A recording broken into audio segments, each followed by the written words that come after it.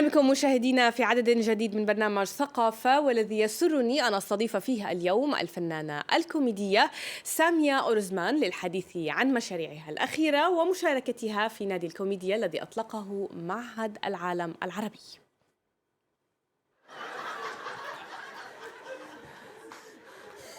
Ils ont fait une grande ligne comme ça, ils se tenaient tous par les coudes, ils m'ont chopé avec eux, ils avançaient, ils reculaient, ils avançaient, ils reculaient, ils avançaient, ils reculaient, ils étaient tous bourrés, c'est moi qui ai vomi.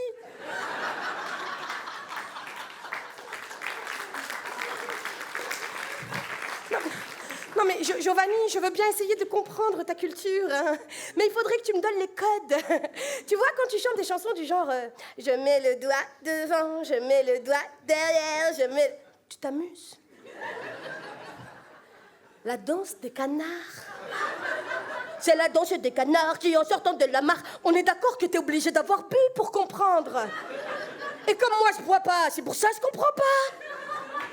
Tu dis bah quoi, tu m'as fait découvrir Djerbo, je t'ai fait découvrir le Nord.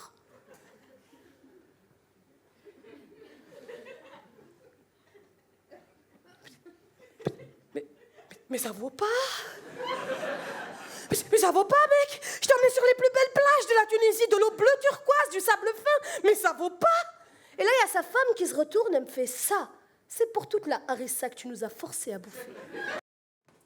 سامية أورزمان، أهلا وسهلا بك مجددا على فرانس 24. طبعا اليوم يعني اسمك بات من أكثر الأسماء شهرة في فرنسا في عالم الستاند اب كوميدي. أعمالك دائما مستوحاة من حياتك اليومية طبعا ومن هويتك المتعددة. أنت تعرفين نفسك كمسلمة من أصول تونسية أفريقية فرنسية. سنتحدث عن تعدد الهويات، لكن بداية أريد أن أعرف منك كيف تطور عرض فمون كولور أو امرأة من الألوان. هذا العمل إذن الذي تقدمينه منذ أكثر من 10 سنوات، ليس فقط في فرنسا لكن في كل أنحاء العالم الفرنكوفوني أو الناطق باللغة الفرنسية. اي اول مره بديت في اللوكسمبورغ في عام 2009 2010 ممكن. اما المسرحيه متاع الوقت هذا والمسرحيه متاع اليوم تغيرت، ما فما حتى علاقه. خاطر بديت عندي يمكن ساعه وغير درجين، وفي الوقت هذا عندي ساعة ونص، وكل بلاد نمشي لها يسيروا لي حكايات ونزيدهم في المسرحية متاعي. دونك المسرحية كبرت وتحسنت، خاطر كل بلاد نمشي لها معناها نزيد نمثل ونزيد نتحسن في الخدمة متاعي، والحمد لله معناها فما لا علاقة بين اللي بديت بها واللي نعمل. ما هي المواضيع التي أضفتها على العرض؟ على برشا حاجات، على كثيرا. يعني عندما نقول على بزاف الحوايج، إلا بغيتي كلمة من هنا كلمة من هنا. بكري كنا نحكوا على اللهجات، قلت لك أنا نحكي كلمة بالتونسي كلمة بالمغربي كلمة بالجزائري، خاطر خلطنا الناس الكل. واللهجات من الثيمات دائما يعني المتكررة في أعمالك، تقلدين دائما يعني اللهجات فيهم المغاربية لكن أيضا اللهجات الإفريقية بتنوعها.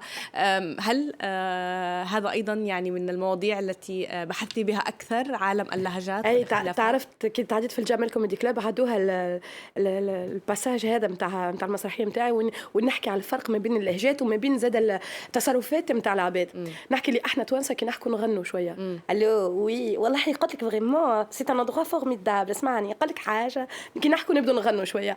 والمشكله اللي المجموعه متاع العرب الاخرين يقولوا لي حتى الرجال يحكيوا كيما النساء يغنوا شويه.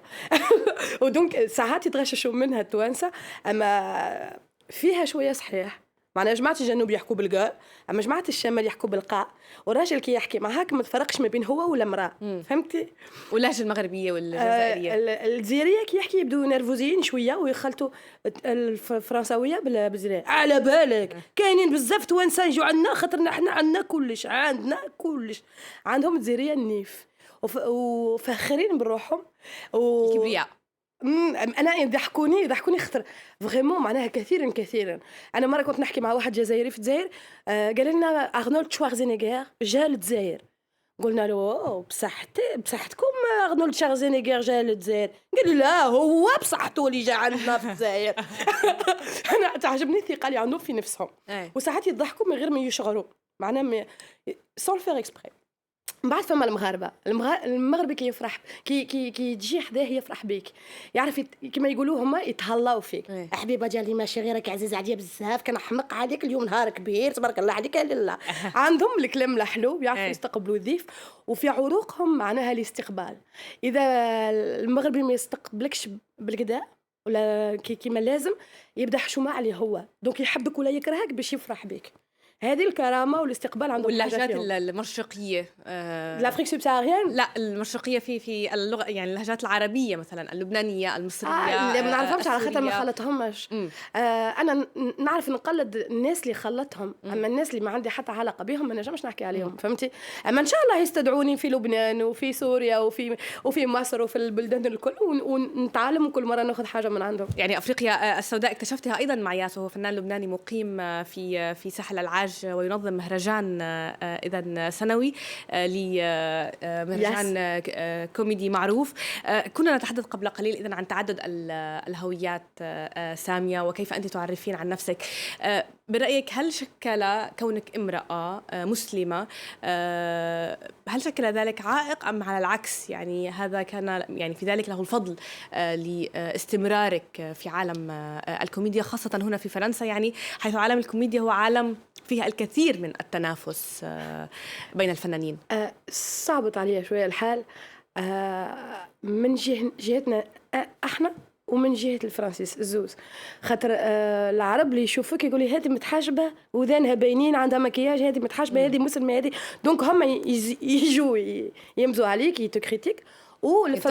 والفرنسيس حتى هم ما همش فرحانين، خاطر يقولوك ايش جايه تعمل على عرض، وعلاش انت جايه تنشتي وانت لابسه اللباس هذا. اذا لباسك او مظهرك هو ما كان يشكل عائق بالنسبه اليك؟ اي هذا وي يظل كان فيه شك، وزاد اصلي، وخاطر احنا عايشين في بلاد نتاع فرنسيس، دونك مهما تعمل ديما وجهك وجه غريبي، فهمتي؟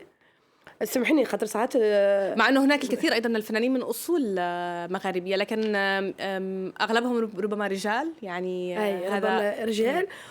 وانا عندي انكور بلوس دو هانديكاب، معناها عندها حاجات يزيدوا يعقدوني، لان عندي محرمه فوق راسي ما نجمش نحيها، وان بلوس مرأة، وزاد اصلي مش من هنا، دونك صعب عليا شويه الحال. لكن الان الوضع اسهل، يعني صورة اليوم معروفه، يعني انت تقدمين عروض لا في ما يكونش اسهل، لا مش اسهل، عمره ما يكون اسهل.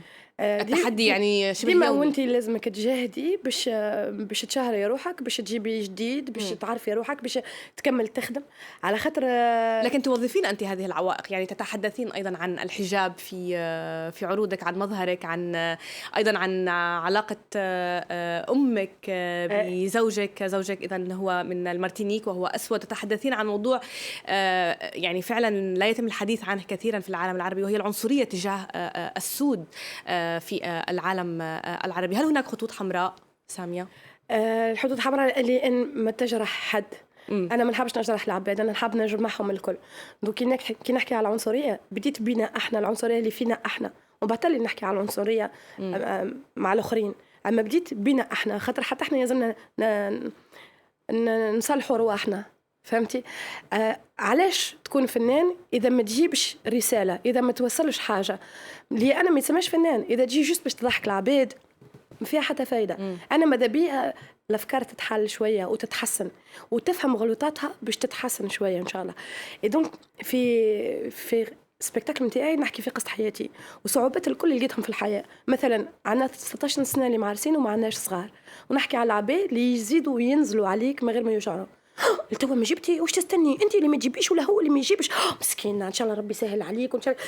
معناه العباد ما يهنوش، ما يخلوكش رايد، لازمك تدخل دون دي كاز. اذا انت ما تدخلش في الكازه هذه ما تنجم تعمل حتى شيء، فهمت كيفاش؟ مستحيل في مخاخهم اللي انت تنجمي تكوني متهنيه ما غير ما تكوني كما العباد الكل، فهمتي؟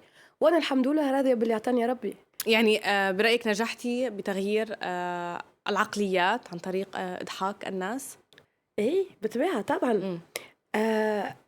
كان ما جيتش مقتنعه من شيء هذا، راهو من ننشطش وما نعملش عروض، خاطر قلت لك انا بالمسرحيه نتاعي نحب نضحك العباد، نحب نخليهم يخمموا ويغيروا افكارهم. كل صعوبه لقيتها في حياتي، كل حاجه صعبت عليا، بدلتها بالضحك باش نضحك بها العباد. كل حاجة في الموت، في العرس، في كل شيء، معناها كل حاجة صعبت عليا نبدا نضحك بها الناس باش ننسيهم في مشاكل الدنيا. والحمد لله يا ربي تجربتي انا والضحك اللي نجيب فيها تخلي الناس تخمم وتاخذ شويه ديستانس على مشاكلهم هما. ما هي مصادر إلهامك؟ يعني تقولين أنك تستلهمين دائما من الحياة اليومية، من ما عشته أنت شخصيا سامية، لكن هل هناك طرق أخرى أيضا تساعدك في كتابة نصوص العرض الذي تعملين عليه منذ سنوات؟ لا، ما فماش حاجة أخرى، خاطر أنا عايشة غاطسة في خدمتي ومن راه حتى شيء خلف خدمتي. دونك كي نخرج العباد اللي نخلطهم في الشارع وهم يخلوني بالنظرة متاعي نلقى حاجة اللي تضحك. مثلا باش نحكي لك، مرة كنا نتمشى وأنا وولد خالتي وشافني نضحك، قال لي وعلاش تضحكي؟ قلت له ما تنجمش تفهم، لازم تكون في مخي باش تفهم. قال لي لا احكي لي. قلت له اوكي. قلت له شفت هاك البنية غادي اللي لابسة مرايات واخدين شطر وجهها؟ قلت له هي في مخها مونيكا بيلوتشي ماشيه في الشارع وحاسبه روحها ازين امراه في العالم، والمشكله اللي هي مش مزيانه مسكينه، وانا ماذا بيا نمشي نجري في جارتها نوري لها مرايه نقول لها مدام غالطه في روحك، اللي قال لك مزيانه لتوا مازال يضحك عليك. المشكله اللي هي حاسبه روحها اعز امراه في العالم، والرجال اللي يشوفوها متعديه يشوفوها اللي ماهيش مزيانه، اما يقولوا يحتمل عندها حاجه وانا مازال ما فهمتهاش، يزيدوا يثبتوا ويخزروا لها، وقد ما هما يخزروا لها وقد ما هي تمشي وراسها في السماء. وفي مخها عندها الصف نتاع 1000 بنيه دي بوم بوم جيرل يغنوا لها انت قنبله انت قنبله انت قنبله. وهي مسكينه تصدق. كي حكيت له لولد خالتي قاعد يضحك. من الوقت هذا كل مره وقت نتلاقوا احنا وبنيه حسب روحها وماشيه في الشارع هكا، من غير ما نحكي معاه نعمل له هكا ويبدا يضحك.